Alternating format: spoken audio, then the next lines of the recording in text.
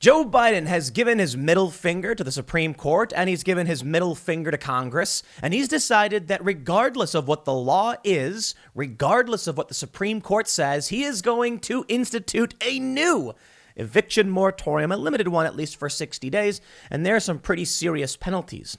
Now, I'm not happy with the abuse of power. I'm also not happy with the idea of millions of people becoming homeless, but my friends, we are marching off a cliff. You see, last night, you may have seen the show. We had Vosh and Charlie Kirk on the Timcast IRL podcast, and it was a discussion and a debate, whatever you think of it. But Charlie Kirk made a really interesting point about, I think we were talking about the mandates and the eviction moratoriums, and he said the government can't take something from you without giving something in return. We saw this, I think he said it was a Fifth Amendment issue. We saw this with eminent domain. Well, here we have the government telling landlords, you cannot evict anyone.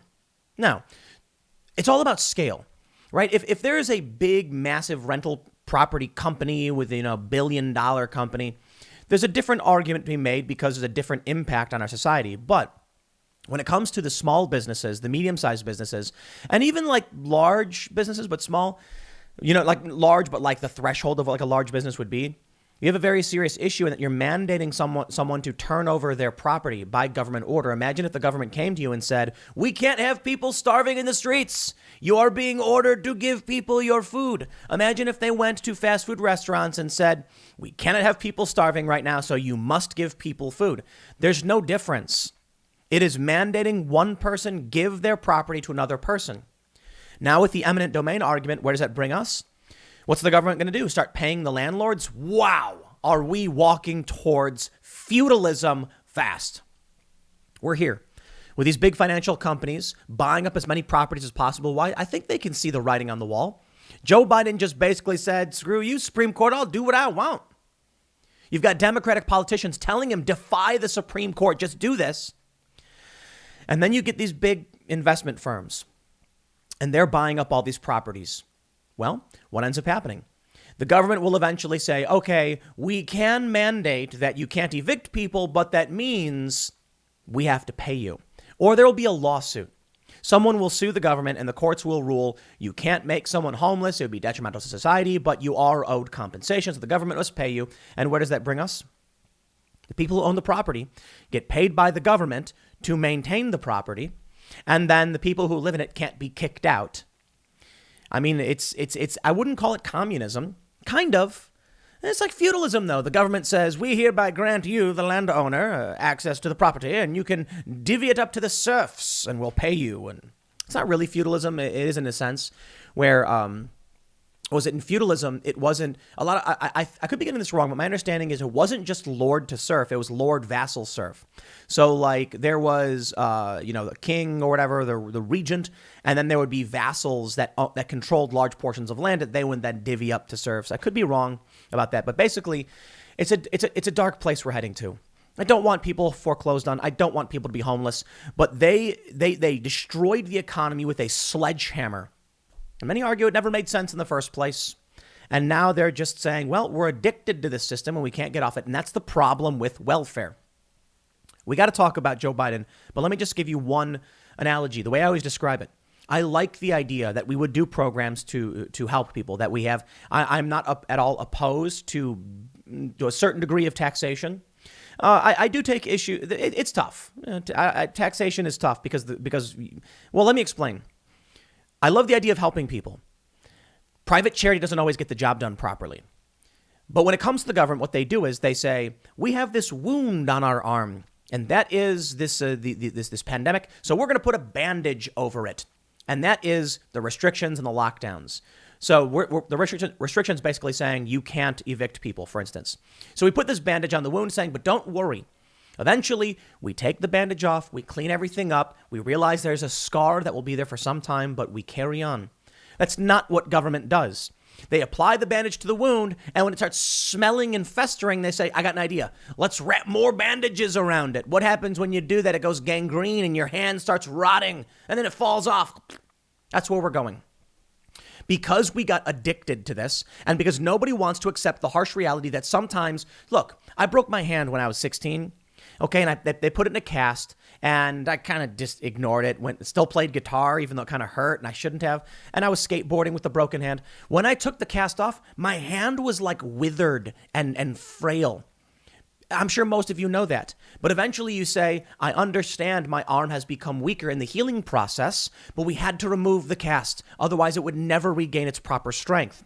But right now we have people saying, don't take the cast off. It's helping protect your hand. Yes, the eviction moratorium is helping protect the worst of the worst. But we can't just stay stuck on this system. Unless, of course, there's going to be more lockdowns. Here's the story. The Biden administration issues a new eviction moratorium after a federal ban lapsed. NPR reports days after a national eviction moratorium expired. The Biden admin on Tuesday issued a new, more limited freeze that remains in effect through October 3rd. Like the previous order, the 2-month moratorium issued Tuesday comes from the CDC. The new ban on evictions covers parts of the U.S. that are experiencing what the CDC calls substantial and high spread of COVID. As of Tuesday afternoon, that's the vast majority of U.S. counties. The order, which cites the rise of the Delta variant, says without this order, evictions in these higher transmission areas would likely exacerbate the increase in cases. Do you see what they're doing? Oh man, I just can't stand these people. I despise centralized authority, despise it, because this is the scumbaggery that you get. We know what the problem with the eviction moratorium ending is. It's that millions will become homeless. The CDC comes out and says, but we have to stop the spread. Yeah, keep saying it. 15 days to slow the spread. Now it's 60, I guess, after a year and a half. Well, they say the order, which cites the Delta variant, increased cases, where we are right now with such high disease rates, we felt a new tailored order was needed to make sure that working Americans who are at risk of eviction could be stably housed during this really tenuous, challenging period of time. That's from Dr. Rochelle Walensky. The federal ban expired Saturday night, affecting millions of Americans who had the potential to be removed from their homes if they had fallen behind on rent, which is millions of people. Since the moratorium's expiration, progressives had pressured the Biden administration to extend the pause on evictions. The administration previously said it didn't have the legal authority to issue such a measure. The new order could face legal challenges. This is the dirty game they play. You see, we saw Cuomo in New York. Talk about bad people, the Cuomo brothers. But anyway, we saw them we saw Andrew Cuomo, governor of New York, and de Blasio, and they were basically like shutting down churches and things. And when people sued saying you can't do that under the First Amendment, and the court said, that's right, you can't, Cuomo went, okay, throw out the order, new order, because that order was struck down. We'll reword it, call it a new order, and it's different. What are you going to do about it? Sue me. And a regular person doesn't have the resources to sue the government over and over and over again every time they do this. So the first eviction moratorium has ended. Oh no, the Supreme Court says it can't be extended. It's an act of Congress that's required, and then Congress can't get the job done. So then Biden says, well, here's a new decree. It's different from the last one. There it is. That's how they do the end run around the Constitution, our legal framework. My friends, this is, we have gone above and beyond. Now, I know, I can call this feudalism. I can say serfdom has returned and our government is corrupt. But to be honest, Barack Obama killed American citizens without charge or trial, and Donald Trump did too. Well, Donald Trump, I can account for one individual who was killed under the orders of Trump. Obama, I think it was at least two. It may have been more than that. So I don't want to pretend like our presidents have always been bastions of honor and integrity necessarily, though you can disagree with some or the other. And I will say, I think Trump, for a lot of reasons, he was preferable to the Biden administration, mostly because he's like a bull in a china shop. That is the establishment. But that is neither here nor there. We are now in the Biden era.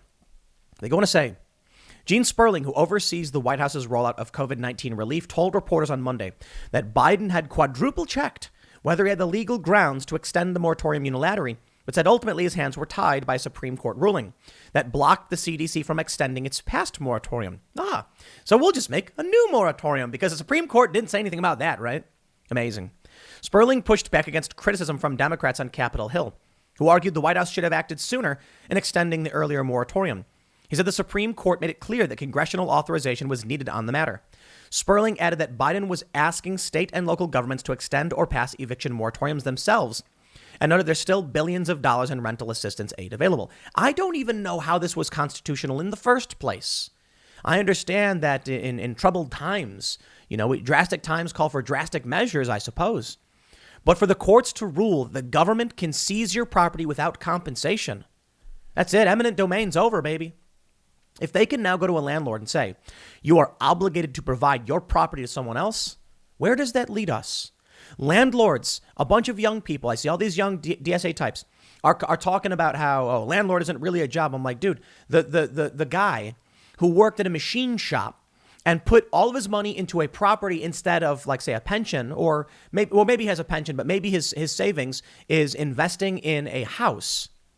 That way he can rent out a piece of it, a room or a floor for his retirement. That is not some scumbag, corporatist, capitalist, whatever. It's a regular working class person with a retirement plan. And now they are losing out on their money. And we've seen the stories, many stories of just that. Can't evict, sorry. They say in remarks earlier Tuesday, Biden acknowledged the legal quandary. He said any call for a moratorium based on the Supreme Court's recent decision is likely to face obstacles. I've indicated to the CDC I'd like them to look at other alternatives than the one that is in existence, which the court had declared they're not going to allow to continue. For days, Democrats had been arguing. Of course, we saw Cori Bush. She was sleeping on the steps of Capitol. It's all performative. Well, let me tell you what happens if you are a landlord and you try to evict. We have this from Joseph Zabayos Roig. He is a Congress reporter for Business Insider. He says, the new 60-day CDC eviction moratorium carries steep criminal penalties for individual landlords who break the law. Potential $100,000 fine and 1 year in jail if eviction doesn't result in death. Up to $250,000 fine and a year in jail if the evicted person dies. Who gave the CDC the right to decree criminal penalty? They're not a lawmaking body. I understand the CDC does have some powers, but this is above and beyond our norms. It is above and beyond what the Supreme Court had said, what Congress was able to do. This is the reality of the country we live in. And I think a lot of people need to realize this country has not been a libertarian bastion for in the past. There's no great period behind us in which these things weren't happening. Abraham Lincoln suspended habeas corpus. There's the I don't know if it's true, it's apocryphal perhaps, but a threatening an arrest warrant for a sitting Supreme Court justice. I mean, Civil War, it was nuts. There have been many instances where the government has just decreed and done things. The reality is, it's not like America has always been the greatest bastion of freedom. However, we've greatly improved over time. Time. As the years pass, we strive and demand more and more freedom. So I tell you what we see now: the people who are outraged and demanding a curtailing of these powers. This is the fight, the political fight that allows us to make this country better and better and better. Now, I'm not going to pretend like I'm particularly confident about where we're going. We have this new non-theistic religion that's been infecting all of our institutions. It's leading to chaos in the streets. You've got a fractured media apparatus, which is resulting in people on the left and the right at each other's throats to an extreme degree. And we have Joe Biden saying, the Supreme Court can't stop me. I can do what I want. If the Supreme Court does not act on this immediately, then what power does the Supreme Court have at all? If someone can say, I passed a law saying that, I issued an executive order saying you can't go to church anymore. And the Supreme Court says, we hereby end that executive order. And then Biden can go, now I'm going to say you can't go to church on Saturday if you're wearing a shirt. So then everyone takes their shirts off. Oh, well, you can't say that. Okay, well, he can just keep doing it over and over and over again. That makes no sense. We can't function that way. The Supreme Court says, stop, you stop. We're too down to the letter of the law and not the spirit of the law. Jim Hansen on Twitter says, this is a test for SCOTUS. Biden is slapping them in the face with this illegal act. They ruled very clearly the CDC exceeded its authority to issue any eviction moratorium, and they needed new legislation to do it again. What Biden is doing violates what the Supreme Court said. This is an abuse of power. This is a violation of the checks and balances. And I have no problem calling out Donald Trump's raid in Yemen and Barack Obama's airstrikes on civilian targets. I don't care about who the president is. The problem is we cannot have an expansion of the executive branch smashing everything out of its way and doing whatever it wants. There must be a separation of powers. Clearly there's not. Clearly there isn't. Now, I tell you this, man. Waters urges CDC to ignore Supreme Court ruling. These people are just awful. Oh, yeah, I rag on Democrats all the time. This is why. Republicans are spineless, and a good portion of them are morons. I typically think, I think it's fair to say, generally speaking, the Republican Party is garbage. And I'll tell you that there's a handful of Republican politicians that I do like, that I normally shout out quite a bit, like Rand Paul and Thomas Massie. No, I don't agree with them on probably philosophical political issues. When it comes to the political issues surrounding like freedom, liberty, checks and balances, that's kind of where I'm, I like what they're doing. What I want to see is people like Waters voted out for telling the CDC to violate the law, violate court orders. Look at this. This is amazing. She tweets it out. This is nuts. Maxine Waters says, I don't buy that the CDC can't extend the eviction moratorium, something it has already done in the past. Who is going to stop them? Who is going to penalize them? There's no official ruling saying they cannot extend this moratorium. Come on, CDC. Have a heart. Just do it. Yeah, who's going to stop us if we do whatever we want? What's the Supreme Court going to do? You spineless, pathetic losers. I'll do what I want. Yeah, it's a test for SCOTUS. Doesn't the Supreme Court have like marshals or something? Can't they do something? Perhaps they can't. This is the world we get, though. This is where we're at. Maxine Waters failed to get her eviction moratorium, so she just said, do it anyway. Is that the world you want to live in? I think very often, I'm not gonna be to profess to be an expert philosopher or someone who's greatly studied, like deontology or utilitarianism, but I do bring them up relatively often because the rudimentary understanding that I have, admittedly rudimentary, based on I've read several articles about these concepts. Again, rudimentary. The idea with deontological thinking is that you can't take immoral acts regardless of, you can't take immoral acts because you're trying to achieve a certain end. I've long said the ends do not justify the means because you never meet the ends. Life isn't going to stop. There's no goal post. There's not a point where it's like everyone in the world just checks their watch and says, we did it, guys, world over. You are always living in it. You are swimming in it. We swim in our own refuse, the laws of our own creation. Utilitarian thinking. That's people like Maxine Waters and the Democrats. This is why I'm so often opposed to what the Democrats are doing. I think that when it comes to what the CDC has done, they are taking an immoral action. I understand what they're trying to accomplish with it. I also don't want people to be evicted. But this is basically the trolley problem.